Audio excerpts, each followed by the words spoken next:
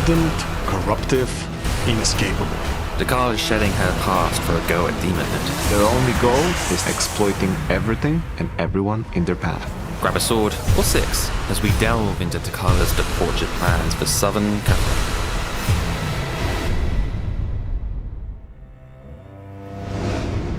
The god of excess knows their way around mortal minds like a snake knows the grass. Undulating through desires, Slaanesh can find weakness and exploit it. Temptation, opportunity, denial. Denial will fuel a subject's mind more than any offering could.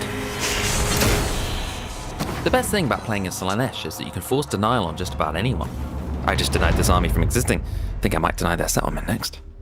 But to be frank, denial is boring. I'd much rather have all-out unfettered indulgence. Go on.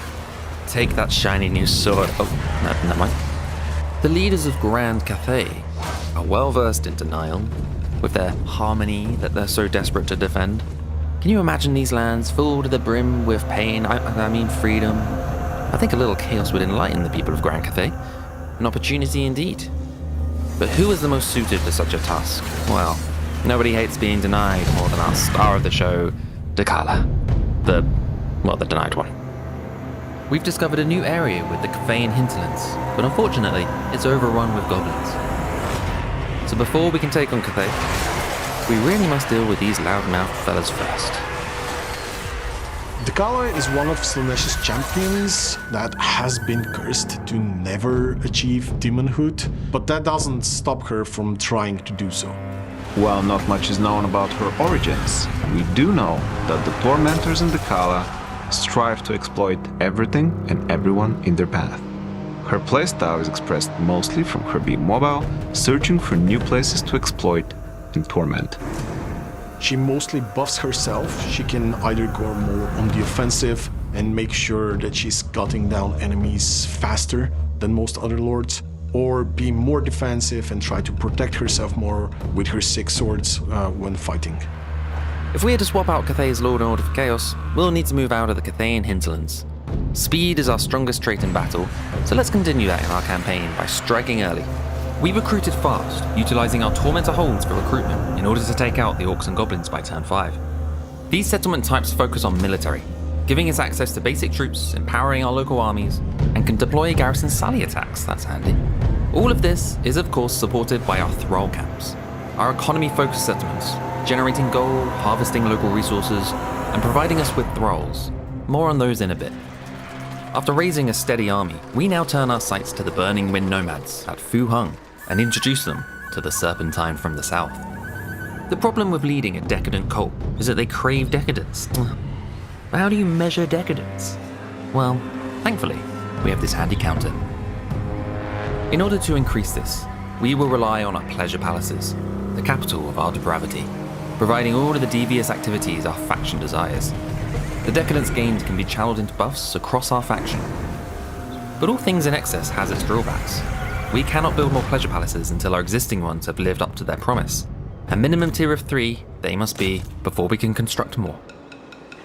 We'll let our palace do its thing while Dechala moves on up north. Any questions? Too bad we're not taking any. Oh, if you insist. Go ahead and read the blog for more details.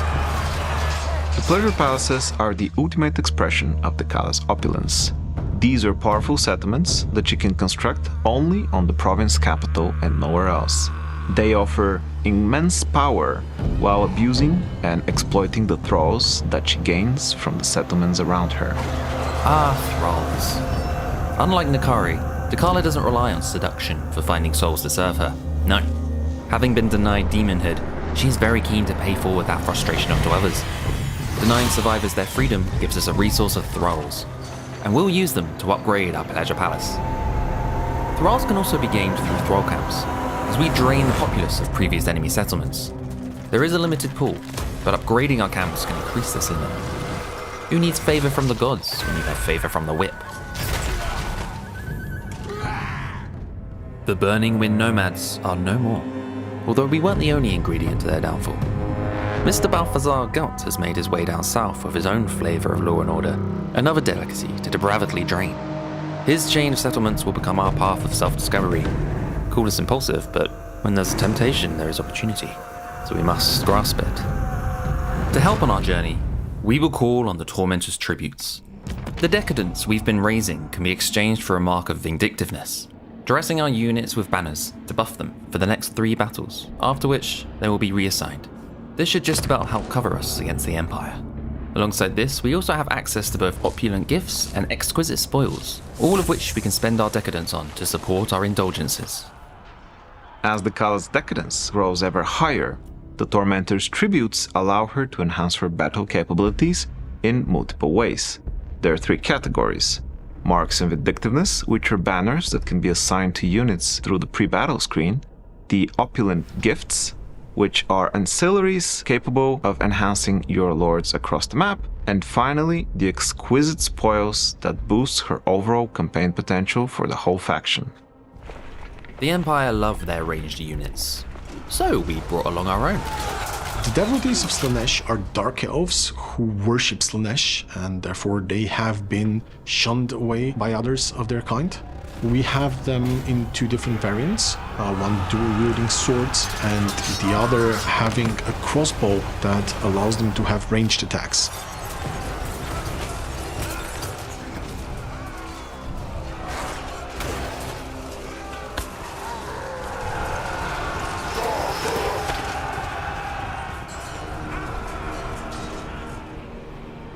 It's turn 25, and we've slithered back into Cathayan territory, warring with the western provinces. Balthasar lives and is hit back at us, reclaiming some of his settlements. We could head back, but I'm so much more drawn to keeping up our decadence and income of thralls. So much temptation all around us.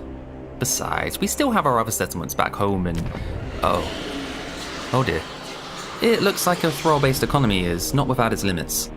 With the populace having been depleted, we have no one left to hold our wine. Perhaps this is a chance to learn from our mistakes. Is a thrall workforce really the answer? Yes. Yes, it is. We just need to double down. We should make the most out of our remaining settlements with exquisite spoils. A little increase in income from all buildings should help. But we need more decadence, which means we need to upgrade our pleasure palace. And hey look, tier 3 means we can build another. Onwards. More temptations await. Our main motivation behind the unique campaign management style of Dechala was to best represent the vicious nature of the Tormentors. The way that they neglect those that they capture leads to the exploitation and decay of these settlements, and for that reason, she needs to strive forwards to capture ever further and ever more.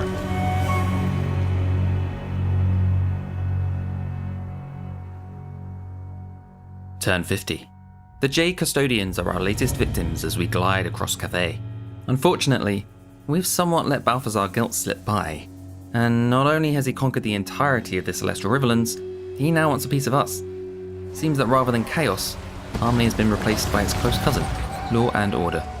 My plans for the Cathayans must be put to one side, for this masked guest does not belong. Despite Gelt's overwhelming presence, I have faith in us.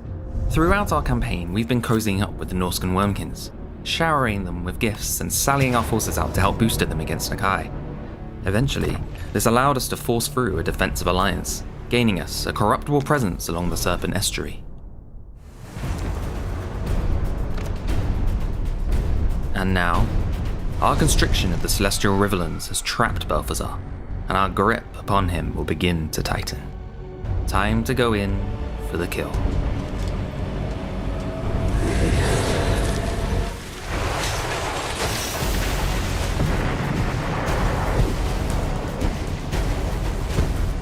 We deployed the bulk of our army in the east. Utilizing our speed, we'll take some of our army around, where our battering ram lies in wait.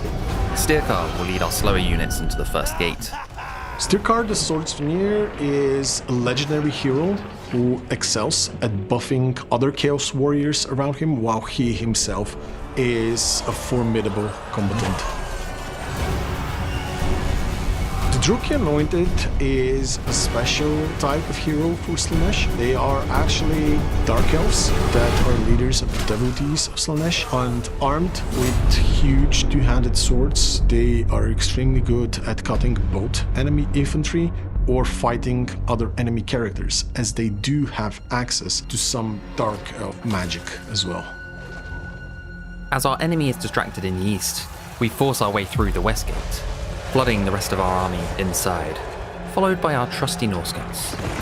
While we send our quickest units around the capture points, Dechala will do what Dechala does best: wipe out the infantry. Let's send her in alongside her champions of Slaanesh. The champions of Slaanesh are an elite monstrous infantry that excels at fighting other infantry. Each one of them wields 4 swords to a great effect, and they can really cut through swarms of enemies if needed.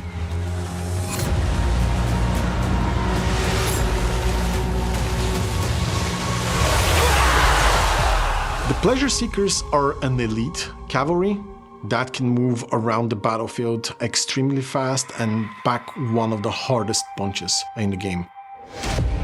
They are vulnerable, so you need to be very careful how you utilize them, but once they plow into enemy lines, they are certain to cause devastation.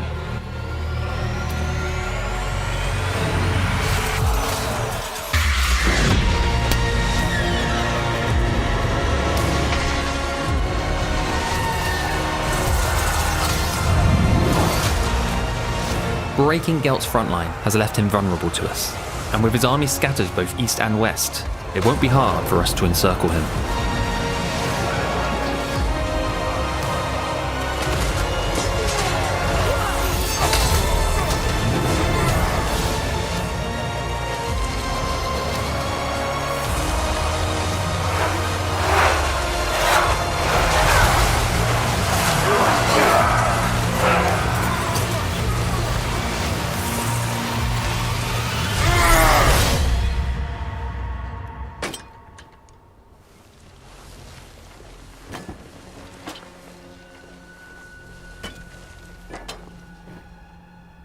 The lands scream with corruption, and yet no reward, no recognition, only more denial.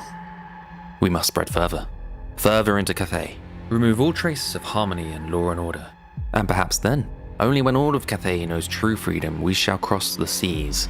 More temptation, more opportunity. More thoughts, more comments. Let us know in the comment section below or follow our links to wishlist now.